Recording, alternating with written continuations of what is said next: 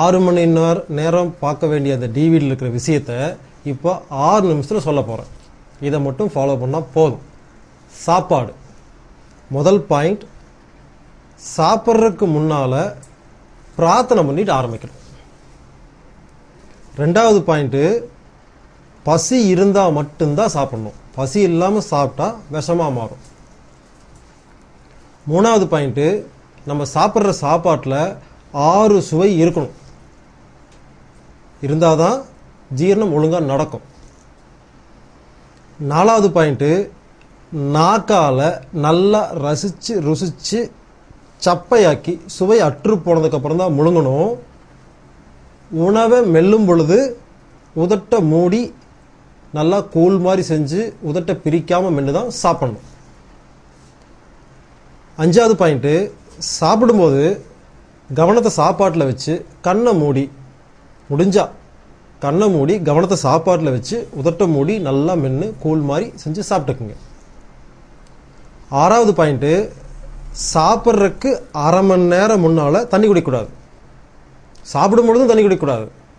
சாப்பிட்டு முடித்து ஒரு அரை மணி நேரம் தண்ணி குடிக்கக்கூடாது. ஏழாவது பாயிண்ட்டு, ஒருவேளை இந்த 1.5 மணி நேரத்தில் தண்ணி தாகம் எடுத்துச்சுன்னா கொஞ்சமாக அளவாக, நீங்கள் குடிக்கிற அளவு இறைப்பையில் இருக்கிற ஆசிடை அவிக்காத அளவுக்கு கொஞ்சமாக குடிச்சிக்கலாம். இந்த மாதிரி கை வச்சு 3 தடவை உறிஞ்சு குடிச்சிக்கலாம், இல்லை ஒரு 1/4 டம்ளர் குடிச்சிக்கலாம். எட்டாவது பாயிண்ட்டு, குளிச்சா 3/4 மணி நேரத்துக்கு அப்புறம் தான் சாப்பிடணும். சாப்பிட்டா 2.5 மணி நேரத்துக்கு அப்புறம் தான் குளிக்கணும். 9வது பாயிண்ட்டு, சாப்பிட்றதுக்கு முன்னால் முகம் கை கால் கழுவிட்டு சாப்பிடணும்.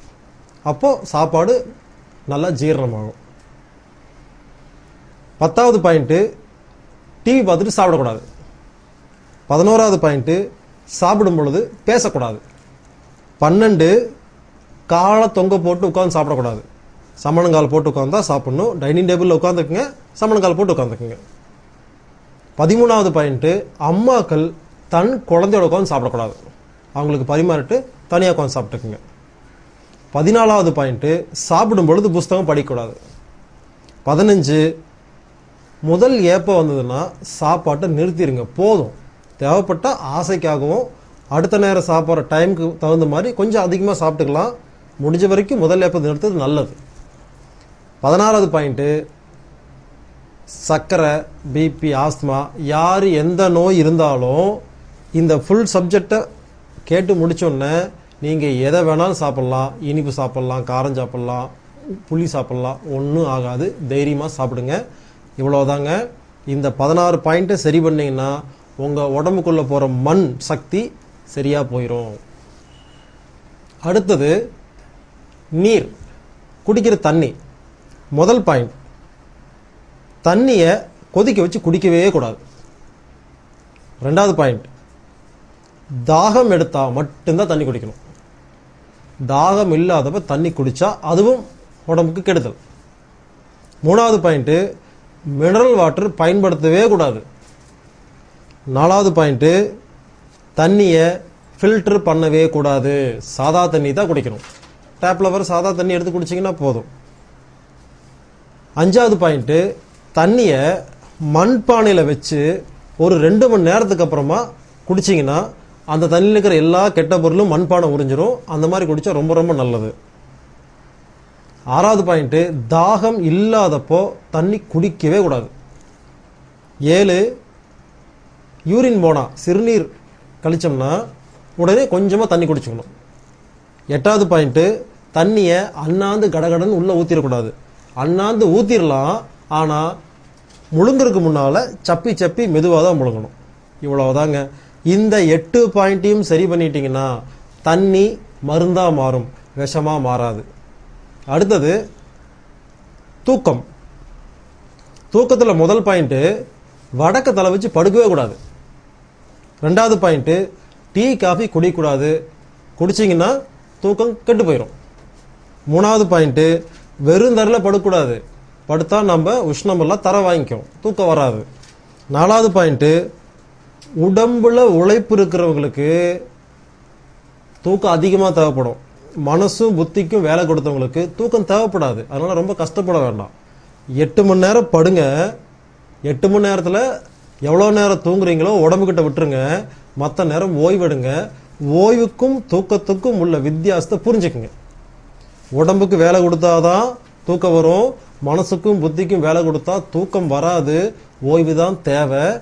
அடுத்தது 7வது பாயிண்ட், நைட்டு படுக்கிறதுக்கு முன்னால் பல்லு விளக்கிட்டு படுத்தா நல்லா தூக்கம் வரும். ஒரு டிப்ஸ். 8வது பாயிண்ட், தாடை கீழே பாருங்கள், இந்த 3 விரலை வச்சு சுண்டு விரலையும் தடவி கொடுத்தீங்கன்னா தூக்கம் வரும். இது ஒரு பாயிண்ட். 9வது பாயிண்ட், உச்சந்தலை இருக்கு இல்லைங்களா, அதுலேருந்து பின்னால் ஒரு 2 இன்ச்சு போய் தடவி கொடுத்தீங்கன்னா சுளிக்கும் உச்சந்தலைக்கு நடுவில் தடவி கொடுத்தீங்கன்னா தூக்கம் வரும். இது 9வது பாயிண்ட். அவ்வளோதாங்க. தூக்கம் மொத்தம் 9 பாயிண்ட். இதை சரி பண்ணிட்டீங்கன்னா தூக்கம் சரியாயிரும். அடுத்தது காற்று. காற்றில் பெருசாக ஒன்றும் இல்லைங்க. இந்த ஆல் அவுட்டு, குட் நைட்டு, கொசு வெத்தி, இந்த மாதிரி கொசுக்கு பயந்து நம்ம பயன்படுத்துகிற எல்லா விஷயத்தையும் முதல்ல பயன்படுத்தாதீங்க. அவ்வளோ விஷமும் 10 மணி நேரம் உடம்புக்குள்ளே போய் எல்லா நோயும் உண்டு பண்ணும். அதனால் ஆல் அவுட், குட் நைட், கொசுவத்தி போன்ற கொசுக்கு சாகடிக்கிறதுக்காக பயன்படுத்துகிற எந்த ஒரு பொருளையும் பயன்படுத்தாதீங்க. 2வது, 24 மணி நேரமும் நாம் இருக்கிற ஆஃபீஸு, பெட்ரூமு, பாத்ரூம் எங்கே இருந்தாலும் காத்தோட்டமாக இருக்கணும். நல்ல காற்று உள்ளே வந்து கெட்ட காற்று வெளியே போகிறதுக்கான காத்தோட்ட வசதி இருந்தால் போதுங்க. காற்றுல பொறுத்த வரைக்கும் நீங்கள் ஒன்றும் நல்ல காற்றை ஒன்றும் உருவாக்க வேண்டாம். அந்த ரூம்குள்ளே நல்ல காற்று கொடுத்தாவே உங்கள் உடம்பு அந்த நல்ல காற்றுல இருக்கிற நல்ல சக்தியை எடுத்துக்கும். அதனால் காற்றுல 2 பாயிண்ட் தான். உழைப்பு. அடுத்த பாயிண்ட் உழைப்பு.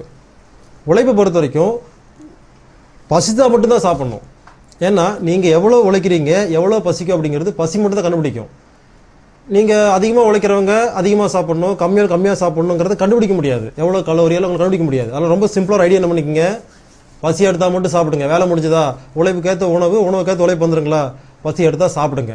2வது பாயிண்ட்டு, ஏசியை 37 டிகிரியில் தான் வைக்கணும். அதுக்கு மேலே வச்சாலும் நோய், கீழே வச்சாலும் நோய். 3வது பாயிண்ட்டு, உணவுக்கேற்ற உழைப்பு, உழைப்புக்கேற்ற உணவு வேண்டது எப்படிங்கிறத நம்ம பார்த்துட்டோம்.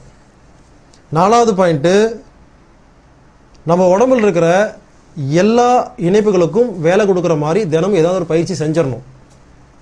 5வது பாயிண்ட்டு, ரத்தம் ஓடுறதுக்கு நம்ம உடம்புல இருதயம் இருக்குது. ஆனால் நிணநீர் ஓடுறதுக்கு நம்ம உடம்புல எந்த ஒரு பம்பிங் மிஷினும் இல்லை. உழைச்சா மட்டும்தான் கிடைக்கும். அதனால் கண்டிப்பாக உழைக்கணும். 6வது பாயிண்ட்டு, உடல் உழைப்பு இல்லாதவர்களுக்கு நிணநீர் ஓட்டம் இருக்காது. இதனால தான் எல்லா நோயும் வருது. இதை புரிஞ்சுக்கிட்டு இந்த நெருப்பு அப்படிங்கிற உழைப்பை சரி பண்ணிட்டீங்கன்னா சரியாக போயிடும். 7வது பாயிண்ட்டு, தினமும் காலையில் எந்திரிச்சோன்னே பல்லு விளக்கிட்டு இல்லை வாய் கொப்பளிச்சுட்டு, முடியலையா உப்பு தண்ணி போட்டு வாயை கொப்பளிச்சிருங்க. கொப்பளிச்சுட்டு கொஞ்சம் தண்ணி குடிச்சிட்டு 10க்கு 10 அடிக்கு 10 அடி இருக்கிற ஒரு ரூம்குள்ளேயோ இல்லை இடத்துலையோ 8ஆம் நம்பர் போட்டுட்டு சும்மா ஒரு 5 நிமிஷம் 10 நிமிஷம் 8ஆம் நம்பரில் அப்படியே நீங்கள் வாட்டி நடந்து போயிட்டே இருங்க. அருமையாக உடம்பு சூடு அதிகமாக என்ன ஆகுன்னா நல்லா பாத்ரூம் போகும். அதை மட்டும் போயிட்டு வந்துடுங்க. அன்னைக்கு ஃபுல்லாக அவ்வளோ சந்தோஷமாக இருப்பீங்க. கண்டிப்பாக இந்த பழக்கத்தை டெய்லி செய்யுங்க. உடம்பு ஆரோக்கியமாக இருக்கும். இந்த சாப்பாடு, மூச்சுக்காற்று, குடிக்கிற தண்ணி, உழைப்பு, நெருப்பு, இந்த 5 மட்டும் சரி பண்ணிங்கன்னா எல்லாமே சரியாயிரும். கண்டிப்பாக உங்களுக்கு நல்ல தீர்வு கிடைக்கும். அதனால் இந்த 5 பாயிண்ட்டை ஃபாலோ பண்ணிங்கன்னா முடி கொட்டுறதுலேருந்து கண்ணு சம்மந்தப்பட்ட, காது சம்மந்தப்பட்ட, மூக்கு சம்மந்தப்பட்ட, வாய் சம்மந்தப்பட்ட, பல்லு சம்மந்தப்பட்ட, உணவு குழாய் சம்மந்தப்பட்ட, இருதய சம்மந்தப்பட்ட, ஹார்ட் அட்டாக்கு, வால்வு விரிஞ்சிருச்சு, சுருங்கிருச்சு, ஓட்டம் வந்துருச்சு, இருதய நுரையீரல் சம்மந்தப்பட்ட ஆஸ்மா, வீசிங், நெஞ்சு சளி, மண்ணீரல் சம்மந்தப்பட்ட, கல்லீரல் சம்மந்தப்பட்ட, வயிறு சம்மந்தப்பட்ட அல்சர், அஜீரண கோளாறு, ஐபிஎஸ், இரிட்டபிள் பவுல் சிண்ட்ரோம், கிட்னியில் கல் இருக்குது, மூத்திரப்பையில் கல் இருக்குது, பித்தப்பையில் கல் இருக்குது, மூட்டு வலி, முழங்கால் வலி, இடுப்பு வலி, தலைவலி, ஒத்த தலைவலி, ரெட்டை தலைவலி, தோல் சம்பந்தப்பட்ட எல்லா நோய்களுக்கும், ஆண்மை குறைவு, குழந்தையின்மை, மலட்டுத்தன்மை, பெண்களுக்கு உண்டான எல்லா மாதவிடாய் சம்பந்த பிரச்சனையும், ஹிரண்யா, பிபி, தைராய்டு, கேன்சர், எய்ட்ஸ், இந்த மாதிரி என்னென்னமெல்லாம் நோய் எல்லாம் இருக்குதோ எல்லா நோயும் கண்டிப்பாக குணமாகும். ஃபாலோ பண்ணுங்கள், குணப்படுத்திக்கங்க. வணக்கம்.